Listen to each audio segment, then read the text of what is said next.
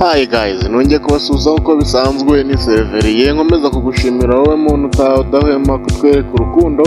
Kora subscribe kugira ngo tugendane akantu ku kandi. Noneho uyu munsi mbazaniye amakuru avuga mu ikipe ya APR FC, aho ikipe ya APR FC yari ifite umukino wayihuzaga na ekipe ya Gorilla, ariko ikipe ya APR FC ikaza gukora amakosa akomeye cyane ku mukino wa ekipe ya Gorilla ndetse na APR FC. Bivugwa ko hari n'igihe ikipe ya APR FC yahabwa Mpaga, yaterwa Mpaga. Ikipe ya APR FC ishobora guterwa Mpaga ku mukino w'umunsi wa 8 wa shampiyona wayihuje na Gorilla FC kuri iki cyumweru. Banganyaga ubusa ku busa nyuma yo gushyira mu kibuga abakinnyi 7 b'abanyamahanga icyarimwe kandi bitemewe. Guys, ndagusabye gukora subscribe ubundi turebere hamwe uko byari bimeze. Ibi byabaye mu gice cya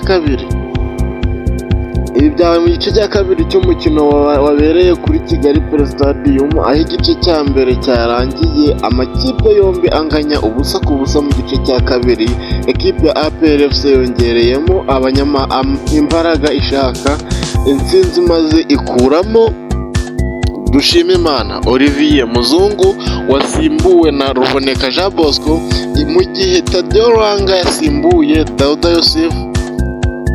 Ibitari biteje ikibazo kugeza icyo gihe, nta kibazo nyine ubwo cyari cyakabayeho.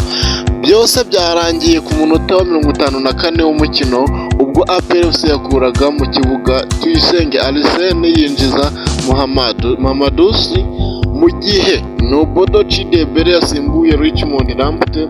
Nyuma y'izi mpinduka APR FC yari igize abakinnyi 7 b'abanyamahanga mu kibuga, harimo Pavel Nzira, Ariyo Suwane, Tadeo Rwanga, Muhammad Lamine Ba, Nobodo Chidebere, Victor Mbahoma na Muhammadusi Umunyamauritania. Abanyamahanga 7 bari mu kibuga hakinwe iminota 8 kuva ku munota wa 54 kugeza ku munota wa 32, ubwo rutonesha Hezbon wa Gorilla FC yakorerwaga ikosa maze umukino ugahagarikwa. Muri ako karuhuko umusifuzi wo hagati Akingeneye Hichan Hakim yazaga kuganira n'umusifuzi wa kane Nsabimana Isiaka. Abantu bari batangiye kubiganiraho, yewe na APR FC babimenye bahita bakuramo Muhammad Lamine Ba bashyiramo Kwitonda Alain Mpaga. Itegeko ry'imikinishirize y'abanyamahanga rivuga ko 10 aribo bajya ku rupapuro rw'umukino, mu gihe 6 aribo bemerewe kujya mu kibuga. Niyo wasimbuza umunyamahanga akaba ari we usimbura undi, mu gihe bitubahirijwe umubare w'abanyamahanga umubare ukarenga 6 bari mu kibuga, uwabikoze ahanishwa Mpaga y'ibitego 3-0. Amategeko kandi avuga ko komisiyo ishinzwe amarushanwa mu gihe nk'ibi itegereza raporo ya komiseri w'umukino ikabona gufata icyemezo.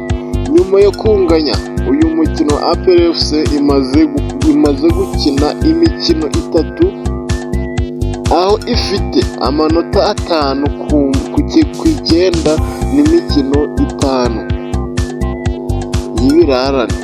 Uko imikino yose y'umunsi wa 8 yagenze muri rusange, ikipe ya Gasogi United no kuvuga dore uko imikino yose y'umunsi wa 8 yagenze muri rusange mu iki cyumweru. Gasogi United yatsinzwe na Etincelle igitego 1-0. Amagaju atsinda Vision FC ibitego 3-1. Bugesera FC inganya na Musanze FC 1-1. Ikipe ya Police FC itsinda Rutsiro ibitego 3-2. Rayon Sport itsinda Kiyovu Sport ibitego 4-0.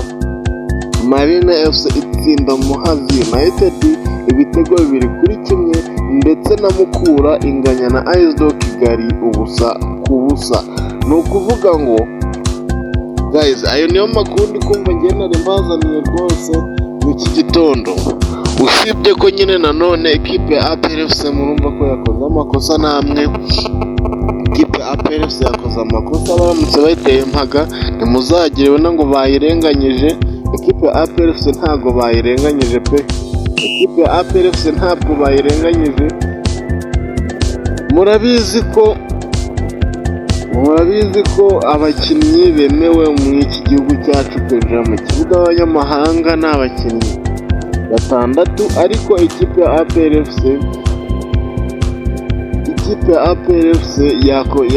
yaje kuba igira ite. Ikipe ya APR FC yaje kuba ikoramo ikosa ryo gushiramo yo kurenga ku itegeko, ikishiramo abakinnyi ishaka 7. Yego nayo yahise bakuramo, ntabwo yabatinjemo, ariko guys yakoze amakosa akomeye cyane. Njye nagusaba kuyikorera subscribe, kwica no kugira ngo tujye tugendana akantu ku kandi. Iyi match ntago nabashije kuyibagezaho, ariko muhumure, igihe muzajya mukenera live muje murajya kuri Nyirinoti TV. Nyirinoti TV niho duhurira iyo ndimo kwerekana live. Hasigaye ubundi tukagendana akantu ku kandi.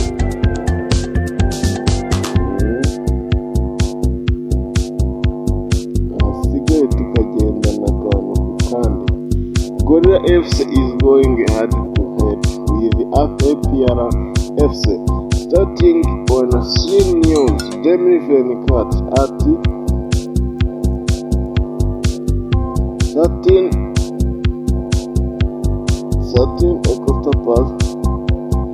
The match is a part of the National League. Gorilla FC played against APR FC in one match this season. Current Gorilla FC rank and where APR FC has position ranking to complete the best rated player on both teams so far. FIFA score rating system as edition a player specific based on numero data factor. Guys, mukore subscribe ndabasabye. Subscribe irakenewe, ahasigaye tugakomeza kugendana akantu ku kandi. I love you so much, ndabakunda cyane.